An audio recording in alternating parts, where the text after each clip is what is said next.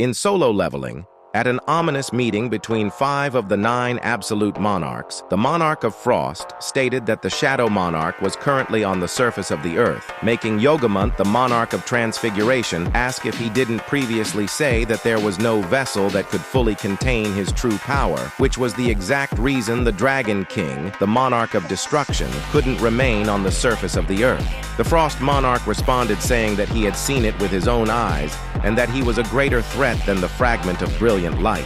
He went on to say that he would be taking care of him and asked the rest of the monarchs if they would help him in this endeavor because he's too scared of doing it alone. Shitting his pants, the Monarch of Iron Body responded that picking a fight with him would only lead to him getting smacked to death since the opponent was one of the strongest of the 9 monarchs, saying they should just wait until the return of the Monarch of Destruction.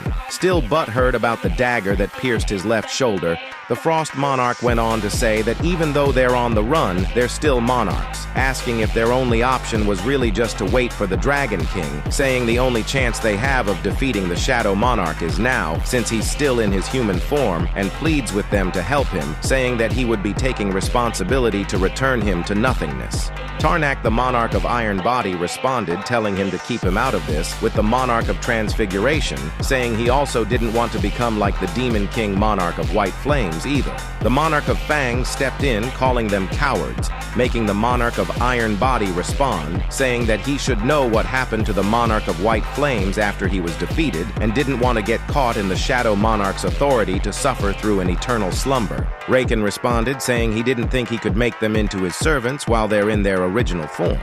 Tarnak responded that it seemed like the Administrator and the Shadow Monarch were working together, meaning he could create a replica of them and didn't want to turn into a tool in his world, with both of the scared MFs taking their lead.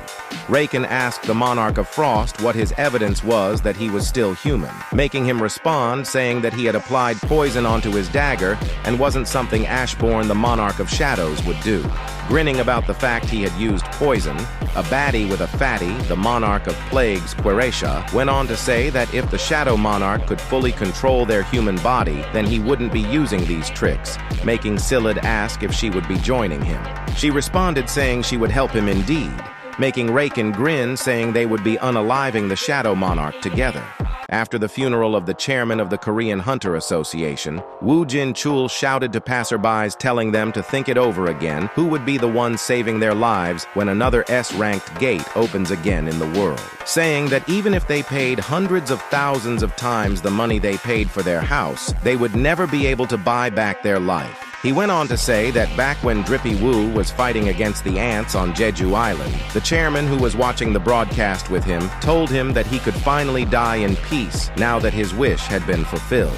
But he never would have thought that he would actually pass away like this. Standing atop a building in the middle of the rain, Sung Drip Woo stated that he couldn't sense his magical power, meaning the method he was currently using wouldn't work. He remembered back when he had fought the Monarch of Frost, saying he didn't have a shadow. And according to what the Monarch of the beginning had told him, rulers and monarchs couldn't become part of his shadow army, since once their original form dies, they would be destroyed. Meaning, if that's the reason why monarchs don't have shadows, then he's just lost one of the best ways to track him down. But it didn't matter either way, saying that as long as he's the hunter, he wouldn't let his prey get away.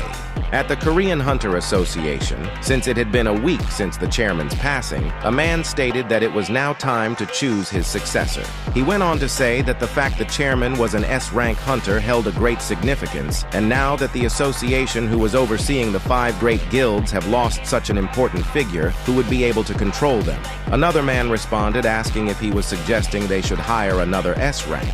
But even though the higher-ranked hunters are more influential, they should still be cautious of bringing in outsiders. He went on to say that after an intense discussion with the directors, they would like to nominate Woo Jinchul as the new president of the association. He responded asking why him. A director responded saying they believe he was the previous chairman's closest assistant and had gained the most skills related to leadership with the ability to call hunters into action. He went on to say that there was no law indicating that only an S rank could take the chairman's place, saying that he was the perfect candidate seeing how he had a great influence among the hunters. Jinchul responded saying that he was lacking in too many aspects to be taking such an honorable position, and that there were many others who are higher ranked than him, saying that he was too young and naive.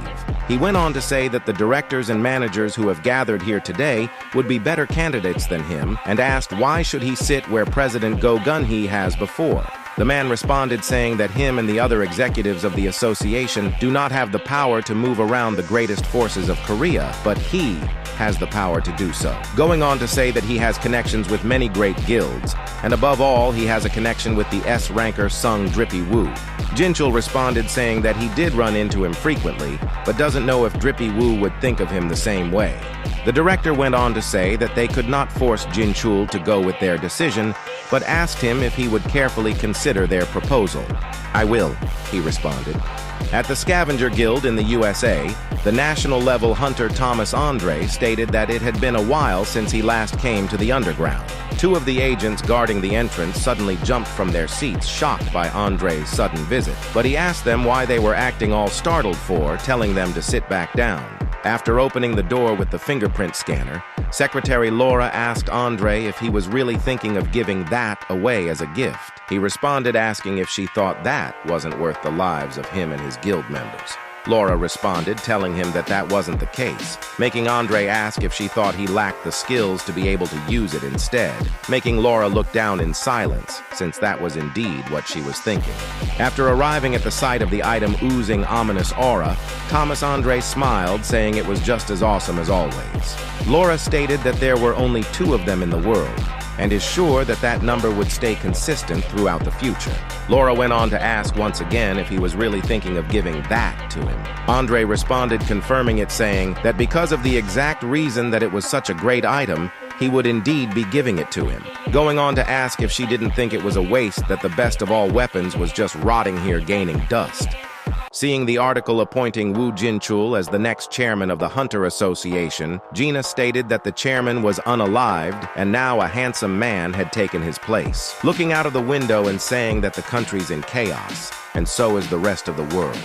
Turning her head back and seeing her mother doing the dishes, she gave her a big hug, making Mom tell Gina to take out the trash if she didn't have anything better to do, but she responded saying she was too lazy to do it. With a grim expression, Gina then asked her mom if they could move. Questioning where this was coming from, Mom responded saying she still liked this house, making Gina ask what did she like about this old apartment. Mom responded saying that it may be old, but she still liked it here, and then asked if she would fold the laundry, calling her her sweet daughter. Gina responded saying she was only her sweet daughter when she wanted her to do her chores. After walking into the laundry room, Gina suddenly stopped in her tracks after noticing something strange, quickly running out calling for her mother. Outside the Ajin Guild's office, a group of reporters gathered.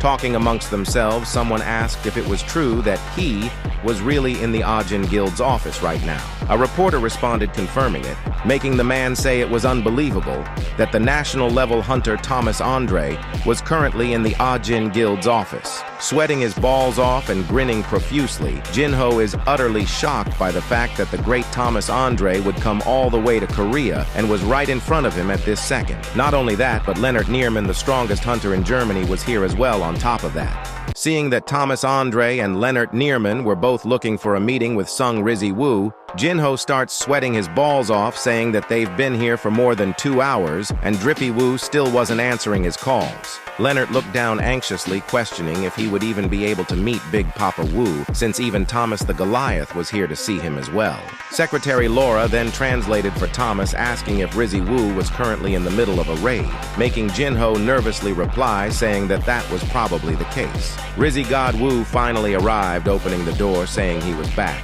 making Jin-Ho and the workers jump from their seats, sobbing from relief.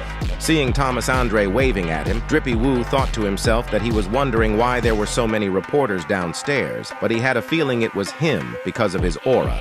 With his soul leaving his body, Jin-Ho shouted, asking why he wouldn't answer his calls, making Diddy-Woo respond, saying that he was a little busy with gates spawning left and right, saying he couldn't just sit around doing nothing, also noting to himself that Baru and Igris were close to ranking up. Thomas stood up, approaching Drippy-Woo, saying it had been a while, making Jin-Ho stare at both of them nervously, questioning if they would face off against each other here. Drippy Woo then asked Thomas what brought him to Korea, making him respond saying that he had told him they should grab a bite once his arm healed, going on to say that he brought him a fantastic present just for him.